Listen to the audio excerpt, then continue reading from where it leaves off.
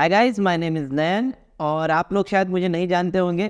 तो एक साल पहले मैं आप ही की तरफ पे ध्रुव सर के चैनल पे जो है रीजनिंग उनसे पढ़ता था। और आज ही फ़िलहाल मेरा 2023 के अंदर लास्ट ईयर ही मेरा जो है SBI PO में सिलेक्शन हुआ है। और आज मैं आपके साथ इस वीडियो के अंदर लेके आया हूँ साइकोमेट्रिक टेस्ट और इंटरव्यू के लेकर आपकी जो कुछ क्वेरीज थी और उसके रिगार्डिंग कुछ इन्फॉर्मेशन है जो आपको शायद जानना ज़रूरी होगी अगर आप एग्ज़ाम देने जा रहे हैं, साइकोमेट्रिक टेस्ट और इंटरव्यू के लिए जा रहे हैं। क्योंकि आज ही जो है SBI PO मेंस का रिजल्ट भी आया है। तो जो लोग मेंस में क्वालिफाई किया उन्होंने सबसे इंपॉर्टेंट अभी जो नेक्स्ट चीज़ आने वाली वो है साइकोमेट्रिक टेस्ट और उसके बाद आने वाला है इंटरव्यू।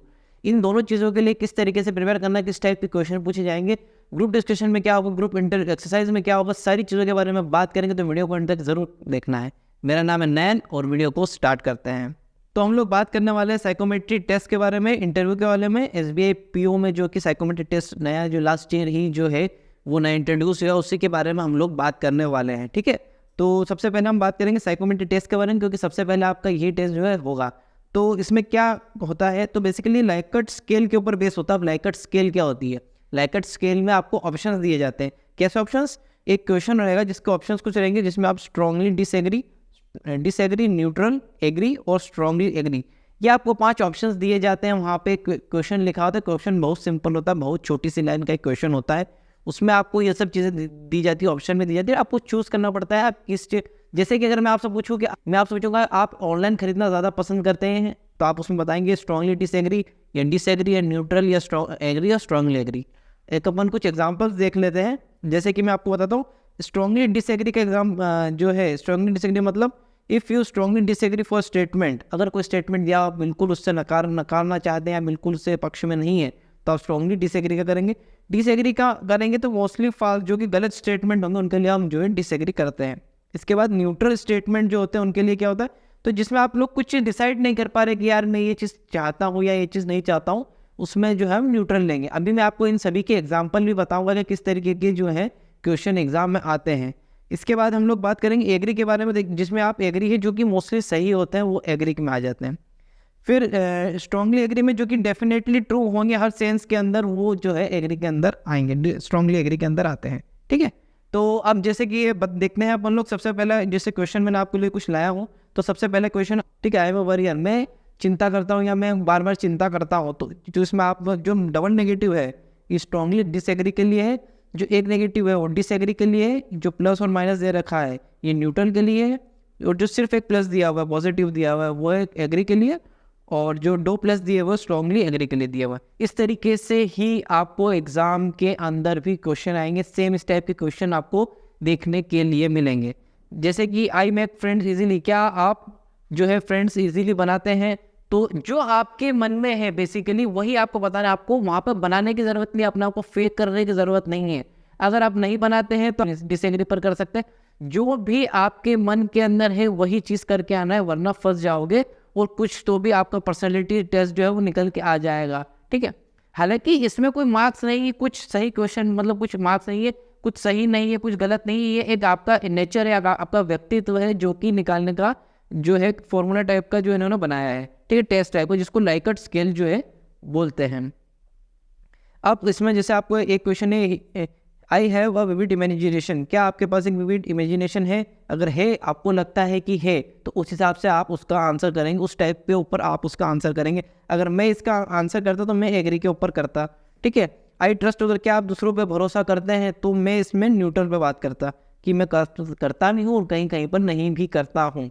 अगर मैं बात करूँ आई कंप्लीट टास्क सक्सेसफुली, मैं अपने टास्क जो है कंप्लीट कर लेता हूँ, तो ज़्यादातर जो है नहीं कर पाता हूँ, तो इसके लिए मैं इसको न्यूट्रल ही रहूँगा कि हाँ कर पाता हूँ कभी कभी, कभी कभी नहीं भी हो पाते हैं। ठीक है, जैसे I think art is important, क्या आर्ट इम्पोर्टेंट है? तो सारी चीज़ों में मेरा मानना चाहे तो सारी ही चीज़ों में आर्ट होना इम्पोर्टेंट नहीं है, लेकिन अगर मैं बात करूँ कुछ हद तक आर्ट जो है वो इम्पोर्टेंट है, तो मैं इसमें एग्री के रूप में लगाऊँ। इसी टाइप से आपको जो है क्वेश्चन देखने को मिलेंगे। सेम इसी तरीके के क्वेश्चन ही आपके साइकोमेट्री टेस्ट में पूछे जाते हैं। अगर आपको इस टाइप के और क्वेश्चंस चाहिए एग्ज़ाम के पहले आप देखना चाहते हैं, तो मेरा टेलीग्राम ग्रुप है, आप उसे ज्वाइन कर सकते हैं, या फिर टेलीग्राम पे NP दर्पण सर्च करेंगे, NP दर्पण, अगर टेलीग्राम पे ये सर्च करेंगे आप तो आपको जो है इस मेरी जो है टेलीग्राम चैनल का लिंक मिलेगा और वहाँ पे आप टेलीग्राम चैनल ज्वाइन कर सकते हो और मैं वहाँ पे इसकी जो है PDF अपलोड कर दूँगा। नेक्स्ट चीज़ अब बात करते हैं ग्रुप डिस्कशन और ग्रुप एक्सरसाइज के बारे में। अभी ग्रुप डिस्कशन और ग्रुप एक्सरसाइज क्या होता है ये मैंने सेपरेटली एक वीडियो में अलग से समझा चुका हूँ। अगर आप चाहते हैं तो आप वो वीडियो देख सकते हैं, मेरे चैनल पे है। और अगर आप बताते हैं तो मैं आपको एक ब्रीफ में यहाँ पे बता देता हूँ। तो ग्रुप डिस्कशन क्या होता है, 10 से 12 लोगों को एक साथ जो है एक टेबल पे, जैसे कि अगर आपने देखा हो एक डाइनिंग टेबल टाइप, अगर एक बड़ी डाइनिंग टेबल हो गोल, अगर सर्कुलर बड़ी डाइनिंग टेबल हो ओवल शेप में हो, और वहाँ पे 10-12 लोगों को एक साथ बिठा दिया जाए और वहाँ पे उनसे डिस्कशन की जाए किसी एक पर्टिकुलर टॉपिक को देके, तो वो आता है ग्रुप डिस्कशन के अंदर, ठीक है। और ग्रुप एक्सरसाइज क्या होता है उसके बारे में आपको भी आगे बताऊँ, वरना आप लोग कन्फ्यूज़ हो जाएंगे। अभी ग्रुप डिस्कशन के अंदर सबसे मेन चीज़ क्या आती है, बच्चों को प्रॉब्लम आती है लैंग्वेज के कारण के, कि हम लैंग्वेज क्या यूज़ करें। तो आपको मैं यही रिकमेंड करूँगा कि यदि आप हिंदी में कंफर्टेबल है तो आप हिंदी में बोलेंगे, अगर आप इंग्लिश में कंफर्टेबल है तो आप इंग्लिश बोलेंगे। वहाँ जाके ऐसा नहीं कि टूटी फूटी आप इंग्लिश बोल रहे हैं, उससे आपका इंप्रेशन कहीं ना कहीं डाउन हो सकता है। आप जिस चीज़ में कॉन्फिडेंट है वो चीज़ करिए, आपका जो है वहाँ पे भाव आना चाहिए। आपका जो है अगर आपको नॉलेज है तो आपको ये पता लगना चाहिए सामने वाले को जो कि एग्ज़ाम ले रहा है, जो है पैनल मेंबर्स, उनको ये लगना चाहिए कि इनको नॉलेज है। अब वो नॉलेज, भाषा का नॉलेज वहाँ पे आपका चेक नहीं हो रहा है। मेन बात ये है आपका ग्रुप जो डिस्कशन है वहाँ पे आपका लैंग्वेज का नॉलेज चेक नहीं हो रहा है। वहाँ आपका जो टॉपिक दिया जाएगा उसके ऊपर आपके क्या पॉइंट ऑफ व्यू है उसके ऊपर जो है नॉलेज चेक होगा। और बेसिकली पॉइंट ऑफ व्यू का जो है गेम जो है, जो ग्रुप डिस्कशन है उसको बोला जाता है।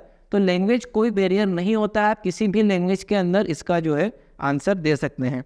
इसके बाद इंटरप्शन, अगर आपको बीच में कोई इंटरप्ट कर दे रहा है बार बार, या आप किसी को इंटरप्ट करना चाहते हैं, तो ये एक हेल्दी कन्वर्सेशन के अंदर ये चीज़ें हो जाती है कभी कभी, इसके लिए कोई इशू वाली बात नहीं होती है। तो बेसिकली आप अगर एक दो अगर ग्रुप जो एक्सरसाइज चाहते हैं या ग्रुप डिस्कशन चाहते हैं तो वो भी सोचेंगे हम लोग अरेंज करने के लिए। तो अगर आप करना चाहते हैं नीचे कमेंट कीजिए और मुझे टेलीग्राम पर मैसेज कर सकते हैं या सर को भी मैसेज कर सकते हैं टेलीग्राम पर, हम वो चीज़ कराने की कोशिश करेंगे। इसके बाद इंपॉर्टेंट टॉपिक्स कौन कौन से हैं इसके लिस्ट मैंने कंप्लीट बना दी है। कल टेलीग्राम पे ये जो है लिस्ट अपडेट हो जाएगी, तो होपफुली अगर आप टेलीग्राम चैनल ज्वाइन करेंगे तो आपको काफ़ी सारा कंटेंट जो वहाँ पे मिलने वाला है। इसके बाद if you know nothing then, अगर आपको कुछ नहीं पता है, मान लो कोई टॉपिक आपको दे दिया मून लाइटनिंग, एक टॉपिक अगर आपको दे दिया, आपको बोला गया है कि इसके ऊपर बोलिए, तो आप क्या करेंगे।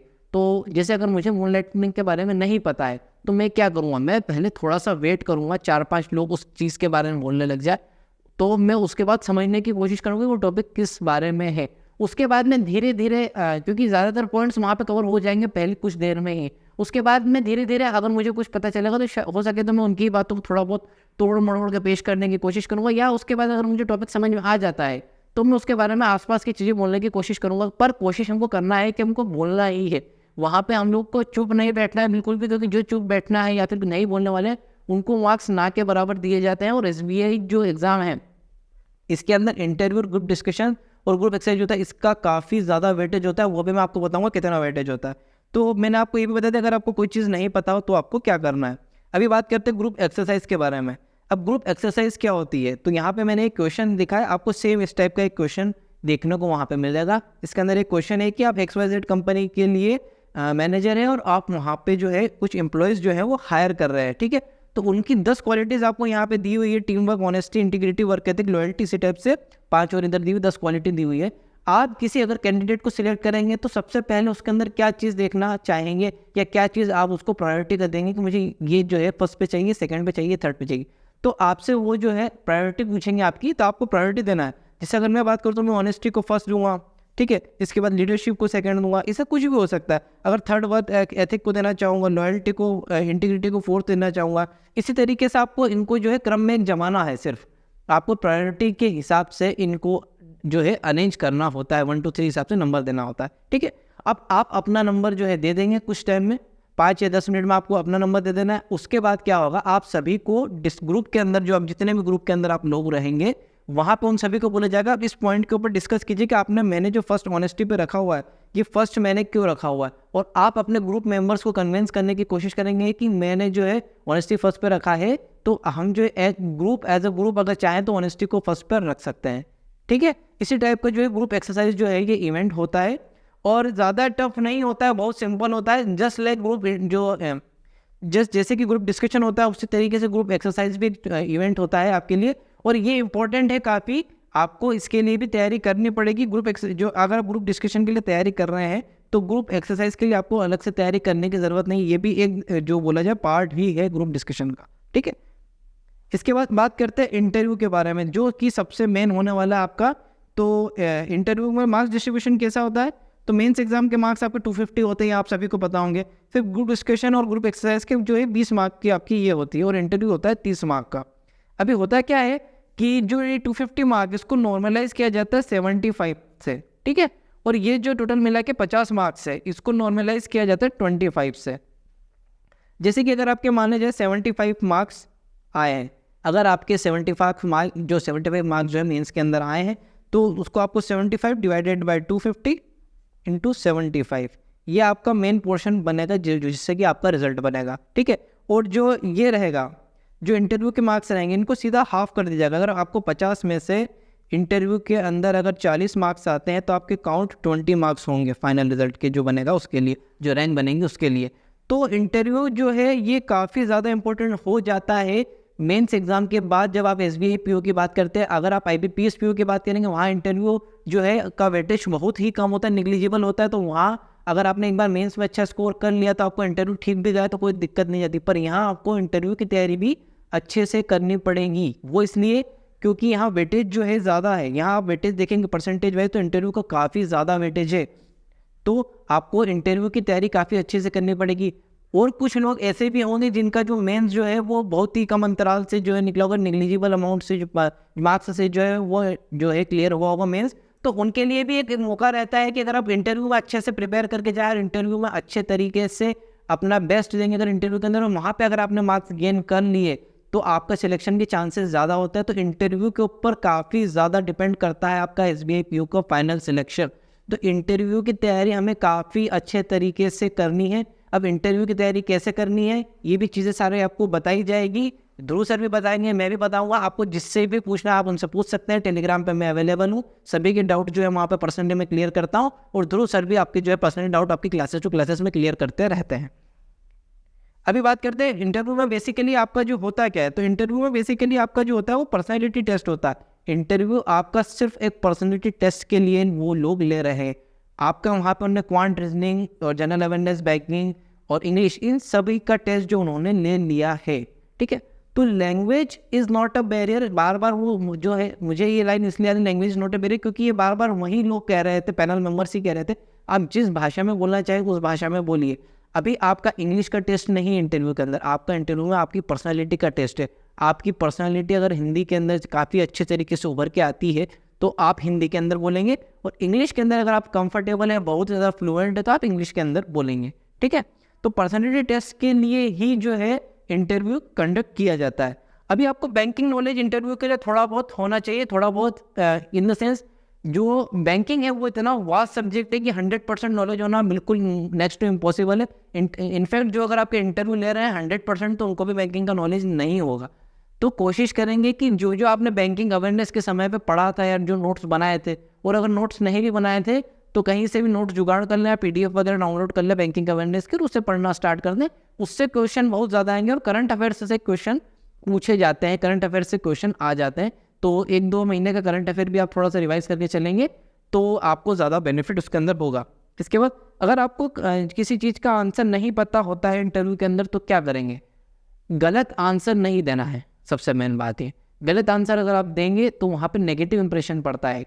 पर अगर आप बोलते कि सर मुझे नहीं पता, तो कोई इसमें शर्माने वाली बात नहीं है। सभी को सभी चीज़ें पता नहीं होती है, ये आपका नॉलेज टेस्ट नहीं है। ये आपको बार बार मैं बोल रहा हूँ कि जो इंटरव्यू होता है वो आपका नॉलेज टेस्ट नहीं है, वो सिर्फ आपका एक पर्सनैलिटी टेस्ट है।